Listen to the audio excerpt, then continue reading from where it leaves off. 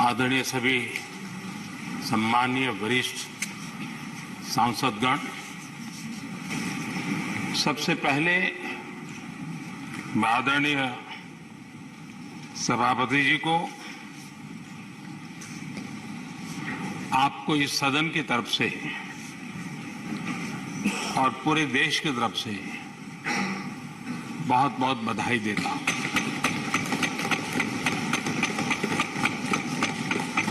आपने एक सामान्य परिवार से आकर के संघर्षों के बीच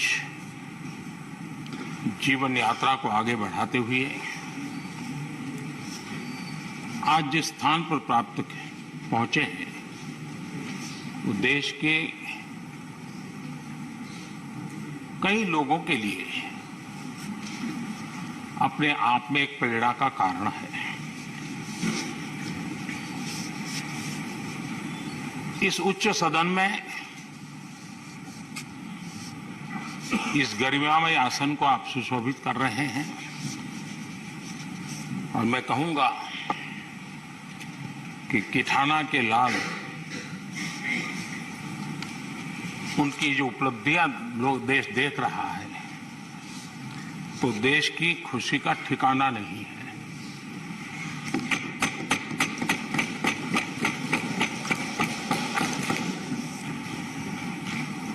आदरणीय सभापति जी, ये सुखद अवसर है कि आज आर्म फोर्सेस फ्लैग डे भी है।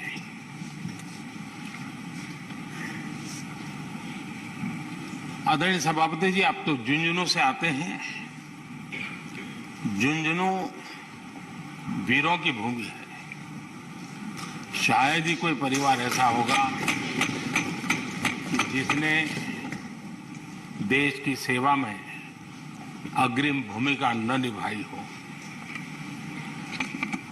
और ये भी सोने में सुहागा है कि आप स्वयं भी सैनिक स्कूल के विद्यार्थी रहे हैं।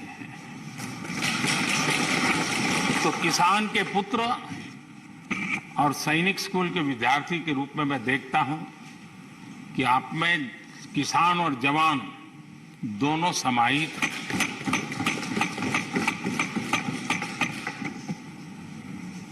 मैं आपकी अध्यक्षता में इस सदन से सभी देशवासियों को आर्म फोर्सेस फ्लैग डे की भी शुभकामनाएं देता हूं। मैं इस सदन के सभी आदरणीय सदस्यों की तरफ से देश के आर्म फोर्सेस को सैल्यूट करता हूं।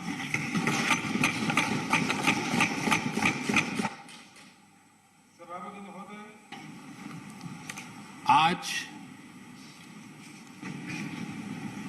संसद का ये उच्च सदन एक ऐसे समय में आपका स्वागत कर रहा है जब देश दो महत्वपूर्ण अवसरों का साक्षी बना है। अभी कुछ ही दिन पहले दुनिया ने भारत को G20 समूह की मेजबानी का दायित्व सौंपा है। साथ ही ये समय अमृत काल के आरंभ का समय है। ये अमृत काल एक नए विकसित भारत के निर्माण का कालखंड तो होगा ही, साथ ही भारत इस दौरान विश्व के भविष्य की दिशा तय करने में भी बहुत अहम भूमिका निभाएगा। आदरणीय सभापति जी, भारत की इस यात्रा में हमारा लोकतंत्र, हमारी संसद, हमारी संसदीय व्यवस्था, उसकी भी एक बहुत महत्वपूर्ण भूमिका रहेगी। मुझे खुशी है कि इस महत्वपूर्ण कालखंड में उच्च सदन को आपके जैसा सक्षम और प्रभावी नेतृत्व मिला है। आपके मार्गदर्शन में हमारे सभी सदस्यगण अपने कर्तव्यों का प्रभावी पालन करेंगे। ये सदन देश के संकल्पों को पूरा करने का प्रभावी मंच बनेगा।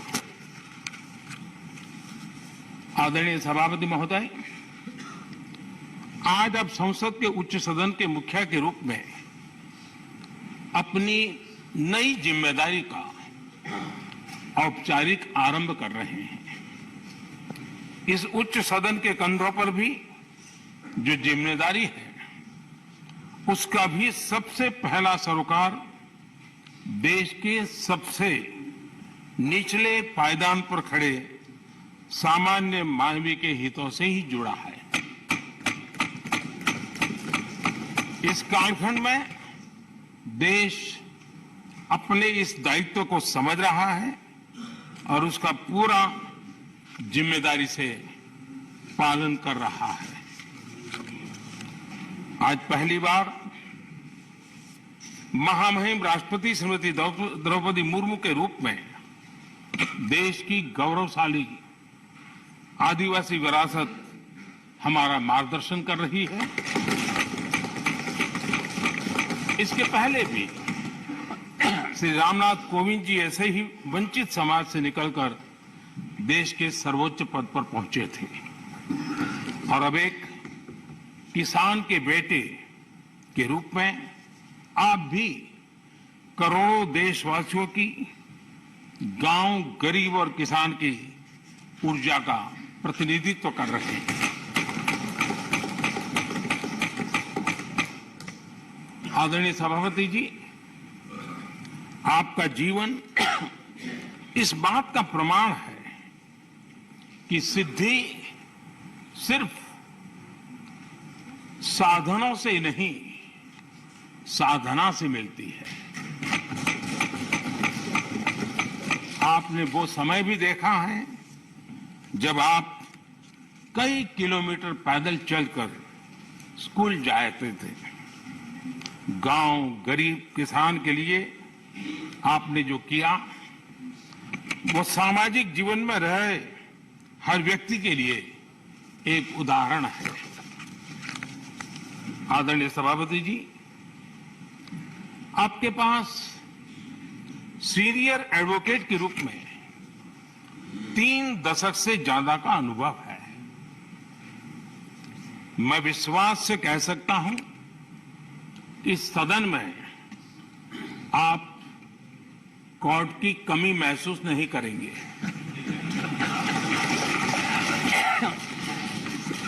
क्योंकि राज्यसभा में बहुत बड़ी मात्रा में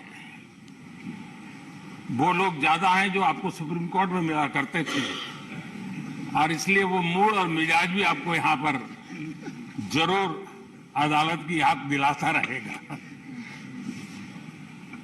आपने विधायक से लेकर सांसद, केंद्रीय मंत्री, गवर्नर तक की भूमिका में भी काम किया है।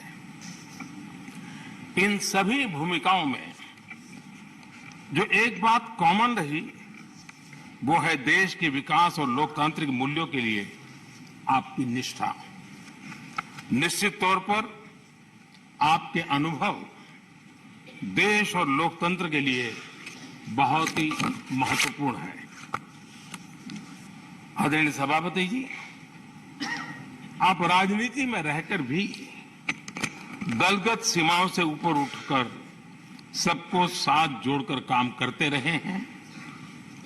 उपराष्ट्रपति के चुनाव में भी आपके लिए सबका वो अपनापन हमने स्पष्ट रूप से देखा।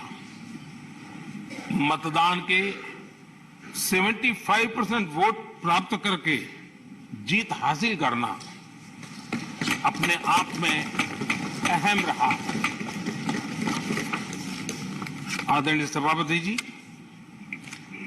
हमारे यहां कहा जाता है नयति इति नायकः, अर्थात जो हमें आगे ले जाए वही नायक है। आगे लेकर जाना ही नेतृत्व की वास्तविक परिभाषा है। राज्यसभा के संदर्भ में ये बात और महत्वपूर्ण हो जाती है क्योंकि इस सदन पर लोकतांत्रिक निर्णयों को और भी रिफाइंड तरीके से आगे बढ़ाने की जिम्मेदारी है। इसलिए जब आपके जैसा जमीन से जुड़ा नेतृत्व इस सदन को मिलता है तो मैं मानता हूं कि ये सदन के हर सदस्य के लिए सौभाग्य है।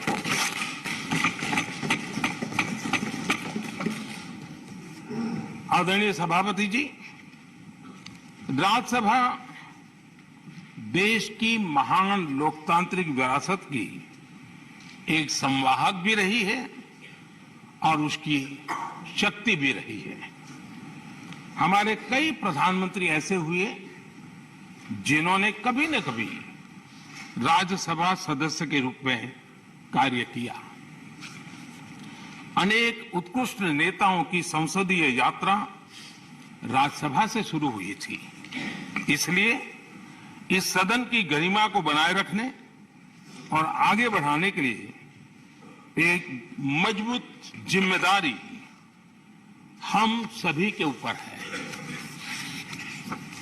आदरणीय सभापति जी, मुझे विश्वास है कि आपके मार्गदर्शन में ये सदन अपनी इस विरासत को, अपनी इस गरिमा को आगे बढ़ाएगा, नई ऊंचाइयां देगा। सदन की गंभीर चर्चाएं, लोकतांत्रिक विमर्श लोकतंत्र की जननी के रूप में हमारे गौरव को और अधिक ताकत देंगे। आदरणीय सभापति महोदय जी, पिछले सत्र तक हमारे पूर्व उपराष्ट्रपति जी और पूर्व सभापति जी इस सदन का मार्गदर्शन करते थे और उनकी शब्द रचनाएं, उनकी तुकबंदी सदन को हमेशा प्रसन्न रखती थी। भाग लेने के लिए बड़ा अवसर मिलता था। मुझे विश्वास है कि आपका जो हाजिर जवाबी स्वभाव है वो उस कमी को कभी खलने नहीं देगा और आप सदन को वो लाभ भी देते रहेंगे। इसी के साथ मैं पूरे सदन की तरफ से, देश की तरफ से, मेरी तरफ से आपको बहुत बहुत शुभकामनाएं देता हूं। धन्यवाद।